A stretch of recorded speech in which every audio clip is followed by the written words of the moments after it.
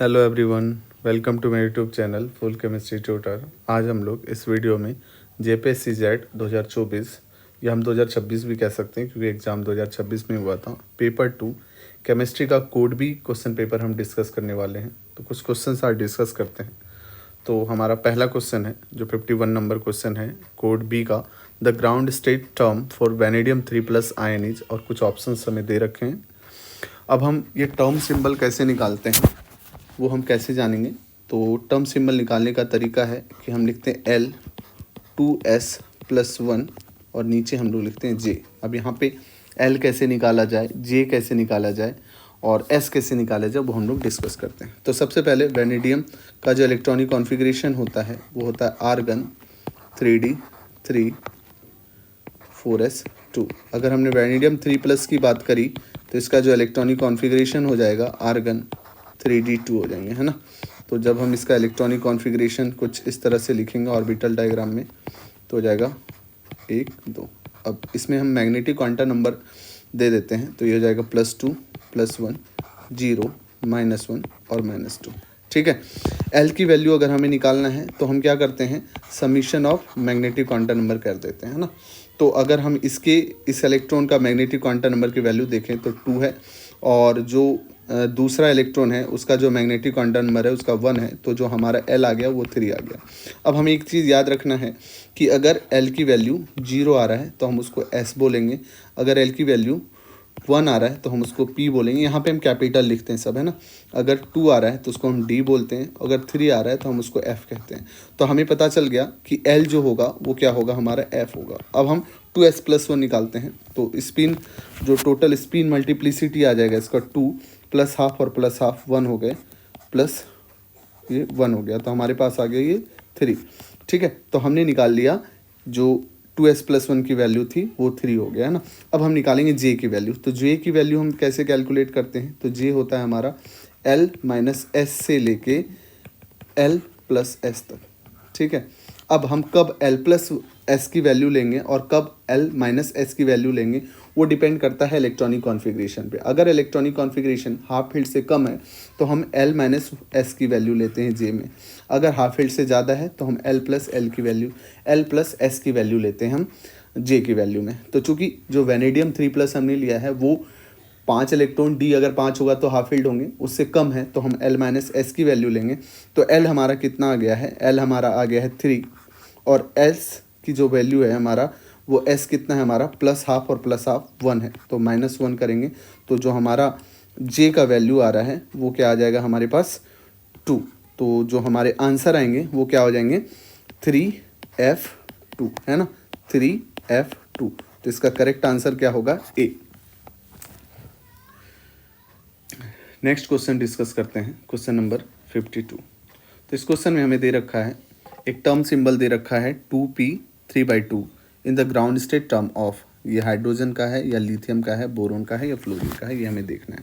ठीक है, तो हम लोग डिस्कस करते हैं एक एक ऑप्शन को। तो अगर हमने हाइड्रोजन की बात करी तो हाइड्रोजन का जो इलेक्ट्रॉनिक कॉन्फ़िगरेशन है वो 1s1 है, राइट। इसका मतलब हमने एक इलेक्ट्रॉन भर रखा, और इसके जो मैग्नेटिक क्वांटम नंबर की वैल्यू होती है 0 होती है, तो L की वैल्यू क्या आ जाएगी यहाँ से 0।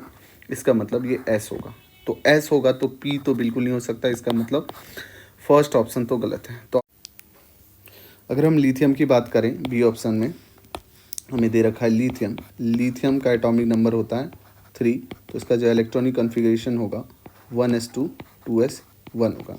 इसके पास भी S, ये जो इलेक्ट्रॉन है वो S में पड़ा हुआ है, और इसका जो मैग्नेटिक क्वांटम वैल्यू होगा वो 0 होगा। इसका मतलब L की जो वैल्यू आएगी वो S, L की वैल्यू जो 0 आएगी मतलब ये S होना चाहिए, मतलब हमें P चाहिए, तो B ऑप्शन भी नहीं होगा। नेक्स्ट अगर हम बोरोन देखें, C ऑप्शन, बोरोन, बोरोन का एटॉमिक नंबर होता है 5, तो इसका इलेक्ट्रॉनिक कॉन्फ़िगरेशन हो जाएगा 1s2 2s2 2p1। तो इसके जो इलेक्ट्रॉन हैं 2p में वो 1 है। अगर हमने इसके मैग्नेटिक क्वांटम नंबर की वैल्यू असाइन कर दी तो ये +1, ये 0, ये -1 हो जाएंगे, है ना। तो जो L की वैल्यू हो जाएंगी वो sum of all magnetic quantum number होता है, तो +1 1 है, इसका मतलब ये हो जाएगा P हमारा। ठीक है, तो यहाँ तक सो सही है, ये P है। नेक्स्ट अगर हम इसकी स्पिन मल्टीप्लिसिटी की वैल्यू कैलकुलेट करें तो 2s+1 जो कितना हो जाएगा 2 × ½ प्लस 1 दैट इज़ 2। ठीक है, तो यहाँ तक तो ये मैच कर रहा है कि 2p 2 है। अब हम j की वैल्यू निकालें, क्योंकि हमें निकालना क्या है, l 2s प्लस 1 और j निकालना है। तो j की वैल्यू अगर हम निकालेंगे तो हमें पता है कि अगर हाफ हेड से कम होता है तो हम क्या करते हैं, लोवेस्ट वैल्यू लेते हैं j की, जो l माइनस एच के बराबर होगा। तो l कितना है हमारे पास, l है हमारे पास 1 और s है माइनस हाफ, तो ये कितना हो जाएगा हमारा, ये हाफ हो जाएगा। ठीक है, तो इसका मतलब जो हमारा टर्म सिंबल आएगा बोरोन के केस में वो आ जाएगा P2 हाफ, तो ये सही नहीं है। ठीक है, तो ऑब्वियसली हम यहाँ से बता सकते हैं कि आंसर डी होगा, लेकिन हम चेक करते हैं डी ऑप्शन जो कि फ्लोरीन है। फ्लोरीन के atomic number 9, 1s2 2s2 2s2 2p5 है ना। तो इसके आउटर मोस्ट इलेक्ट्रॉनिक कॉन्फ़िगरेशन की अगर बात करें तो 2p5 है, p वाले की बात करें तो 3 4 5। अगर हम इसके वैल्यू की बात करें, स्पिन क्वांटम नंबर जो मैग्नेटिक क्वांटम नंबर की वैल्यू की बात करें तो ये आ जाएगा हमारे पास +1 0 -1। तो अगर हम देखें टोटल जो हमारा आएगा वो कितना आ जाएगा, 2 इलेक्ट्रॉन के लिए यहाँ से आ गया हमारे पास, 2 इलेक्ट्रॉन के लिए 2 और इधर से ये 0 और 1 इलेक्ट्रॉन के लिए 1, तो ये आ गया हमारे पास कितना, 1 आ गया, राइट। इसका मतलब P होगा, इसका मतलब क्या होगा, P होगा। ठीक है, L की वैल्यू हमारे पास P आ गए। अब नेक्स्ट हम देखें कि इस केस में जो 2s प्लस 1 की वैल्यू आएंगी, क्या आएंगी, तो 2s प्लस 1, चूँकि ये प्लस माइनस जीरो तो हमारे पास बच गया से प्लस हाफ वाला, तो यहाँ से जो वैल्यू आएंगे 2 आएंगे। तो हमें ये पता चल गया कि P2 तो होगा। अब हम J की वैल्यू निकालें, तो J की वैल्यू चूँकि ये हाफ हेड से ज़्यादा है तो J की वैल्यू जो आएगी वो L प्लस एस आएगा, है ना, L प्लस एस, और L की वैल्यू हमने निकाल रखा है 1 है, और S जो है इसका वो प्लस हाफ है, तो कितना हो जाएगा, 1.5 मतलब 3/2 हो जाएंगे, राइट। J की वैल्यू जो होंगे 3/2, तो आंसर क्या हो जाएगा, 2p 3/2। तो आंसर इसका हो जाएगा फ्लोरीन, ऑप्शन डी। ठीक है, moving to next question, question number 53 हमारा, जिसमें क्वेश्चन पूछा गया है कि the point group symmetry TD that is tetrahedral for phosphate ion is lower to C3b। तो हमें टेट्राहेड्रल को C3b में कन्वर्ट करना है, तो उसके लिए हमें ये इसमें से क्या करना पड़ेगा, है ना। तो कुछ 4 ऑप्शंस दे रखे हैं, जिसमें हमें फर्स्ट ऑप्शन कह रहा है कि 1 of its oxygen link to another atom, 2 of its oxygen link to another atom, 3 of its oxygen link with another atom, या सारे ऑक्सीजन को हम अनदर एटम से लिंक कर देंगे। तो हमें पता है कि जो फॉस्फेट है वो कुछ इस तरह से होता है, और ये टेट्राहेड्रल होता है। हमें पता है टेट्राहेड्रल कैसे बनता है। टेट्राहेड्रल बनाने के लिए हम क्या करेंगे, अगर हम एक क्यूब के अल्टरनेट कॉर्नर को मिला दें तो टेट्राहेड्रल बन जाता है ना। तो अगर इस टेट्राहेड्रल ज्योमेट्री को अगर हमें C3b में कन्वर्ट करना है तो किसी एक बॉन्ड को हमें किसी एक पीओ बॉन्ड को हमें किसी अनदर एटम से जोड़ देंगे, हमें अलग कर देना पड़ेगा। अगर हम इसे अलग कर देंगे तो अमोनिया की तरह, जनरली हमें क्या करना है, अमोनिया की तरह बनाना है, जिसमें 3 सेम है और एक लोन पेयर है, मतलब एक लोन पेयर अलग है। तो हमें अमोनिया की तरह इसके स्ट्रक्चर को बनाने के लिए क्या करना पड़ेगा, किसी एक ऑक्सीजन एटम को अनदर एटम से जोड़ देना पड़ेगा।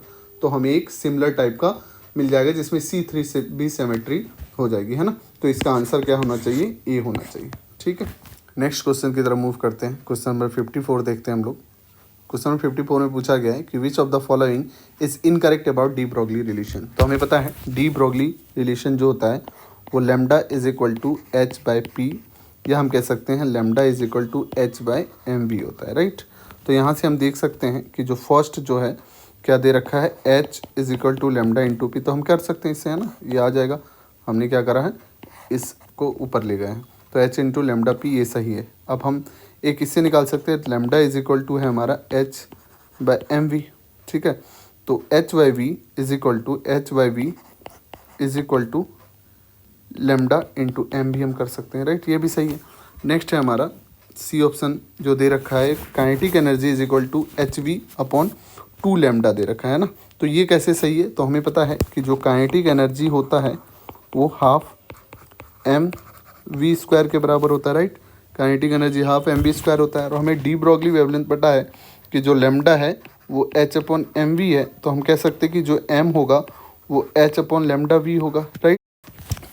तो m की जो वैल्यू है वो काइनेटिक एनर्जी वाले में अगर हम पुट कर दें, जो काइनेटिक एनर्जी है हमारा Ke is equal to half mv², m की जगह पे अगर ये वैल्यू हम पुट कर दें तो जो काइनेटिक एनर्जी आ जाएगा हमारे पास half h by lambda V into V square आ जाएगा। तो v से v कैंसिल, तो जो हमारा काइनेटिक एनर्जी आ गया वो एच वी अपॉन 2 लेमडा आ गया। मतलब c भी सही है, तो गलत कौन होगा, कौन नहीं मैच करेगा, d इसमें मैच नहीं करेगा।